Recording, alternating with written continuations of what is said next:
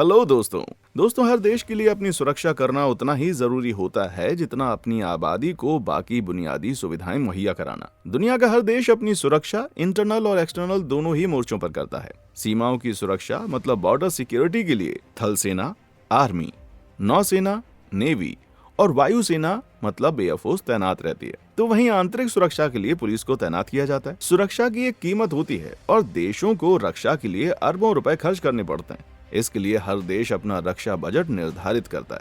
Hello दोस्तों, कैसे हैं आप सब। आज के इस वीडियो में दोस्तों, जैसा कि आप सब जानते हैं, भारत के अपने पड़ोसी देश पाकिस्तान के साथ ताल्लुकात अच्छे भी नहीं हैं और अब उसकी चीन के साथ भी शांति भंग हो चली है। ऐसे में आज हम आपको इस वीडियो में बताएंगे कि इतनी प्रेशर स्थिति में भारत कैसे दुनिया का तीसरा सबसे ताकतवर सैन्य बल बना है। तो वीडियो को लास्ट तक देखना मत भूलिए।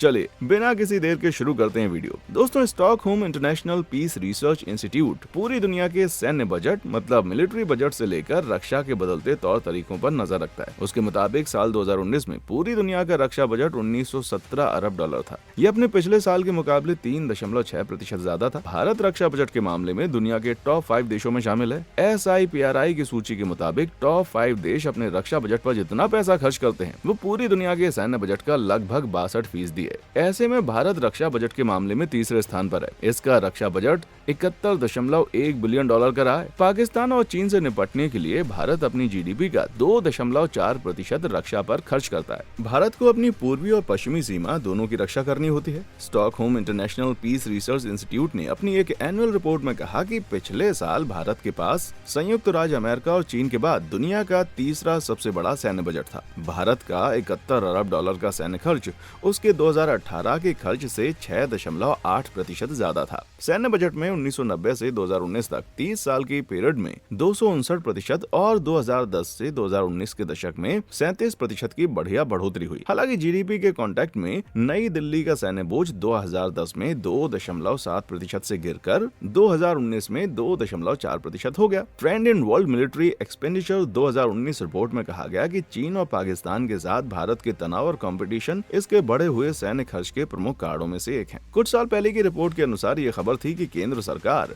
भारत पाकिस्तान समेत बांग्लादेश सीमाओं पर मौजूद बाढ़ को बदलने जा रही है। इसके बदले अब ज्यादा प्रभावी एंटी कट फेसिंग का प्रयोग किया जाएगा। BSF सूत्रों ने बताया कि कई खंडों को बदला जा चुका है और अब सिर्फ एंटी कट फेसिंग ही यहाँ लगाई जाएगी। ये एक anti cut anti climb fencing है जो हमारी पुरानी फेंसिंग है वो अब चूँकि पुरानी हो चुकी है और उसकी लाइफ कंप्लीट हो चुकी है, तो उसको रिप्लेस करने के लिए ये फेंसिंग को हम लगा रहे हैं। सूत्रों के मुताबिक 7.18 किलोमीटर की फेंसिंग लगा दी गई है, जिसकी कीमत करीब 14,30,44,000 है। इसका मतलब 1 किलोमीटर फेंसिंग की कीमत लगभग 1.99 करोड़ है। BSF के मुताबिक सरकार पाकिस्तान और बांग्लादेश सीमाओं पर मौजूद फेंसिंग को ज्यादा प्रभावशाली फेंसिंग में तब्दील करने का काम कर रही है। अब यहाँ सिर्फ एंटी कट फेंसिंग का उपयोग किया जाएगा। लाठी टीला में नई फेंसिंग लगाई गई है, जबकि कुछ खंडों में इसका काम अभी भी चल रहा है। सूत्रों का दावा था कि सीमाओं पर मौजूद कुछ खंडों में जो फेंसिंग लगी है वो इतनी पुरानी है कि उनके जरिए भारतीय सीमा में घुसना बहुत ही आसान है। जहां पर कमजोर फेंसिंग लगी थी वहीं एहतियात के तौर पर अतिरिक्त सुरक्षा बलों की तैनाती की गई। कुछ साल पहले केंद्र सरकार ने 2 पायलट प्रोजेक्ट के अंतर्गत करीब 71 किलोमीटर की दूरी कवर की, जिसमें 10 किलोमीटर क्षेत्र भारत पाकिस्तान सीमा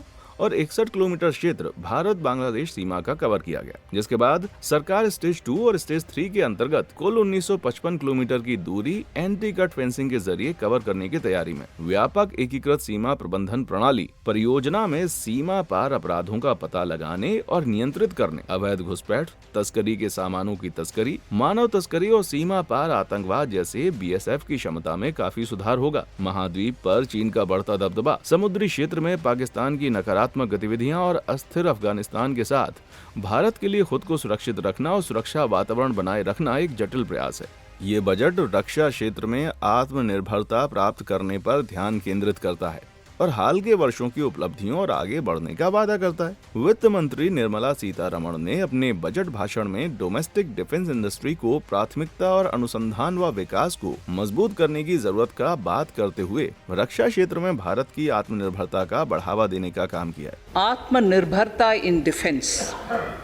Our government is committed to reducing imports and promoting Atmanirbharta in equipment for the armed forces. पिछले कुछ बजटों में रक्षा क्षेत्र सरकार के लिए एक महत्वपूर्ण केंद्र रहा है। सरकार ने लगातार इस क्षेत्र में बजटीय आवंटन के सबसे बड़े हिस्से 13 to 14% को खर्च किया। इस साल भी यही स्थिति है, जिसमें 5,25,166 करोड़ रुपए रक्षा मंत्रालय मतलब मिनिस्ट्री ऑफ डिफेंस MOD को आवंटित किए गए।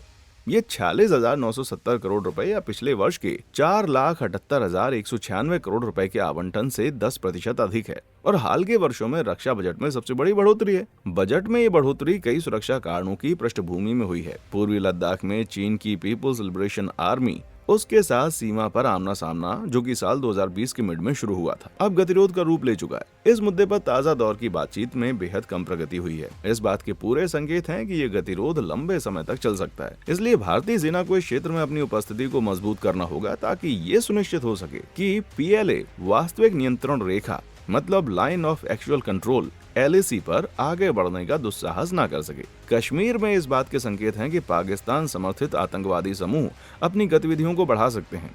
अफगानिस्तान में तालिबान की जीत एक कैटलिस्ट के रूप में काम कर रही है। इन गतिविधियों ने ये जरूर कर दिया है कि भारत को सुरक्षित रखने के लिए पर्याप्त वित्तीय संसाधन उपलब्ध कराए जाएं। लेकिन इन सब की बैकग्राउंड में मोदी सरकार की ओर से सैन्य सुधारों और डिफेंस इंडस्ट्रियलाइजेशन के लिए लगातार किया जा रहा काम है। पिछले अक्टूबर में सरकार ने आयुध निर्माण बोर्डों यानी OFB ordinary factory boards OFB को 7 नई रक्षा क्षेत्र से जुड़ी पब्लिक यूनिट के रूप में रिऑर्गेनाइज किया।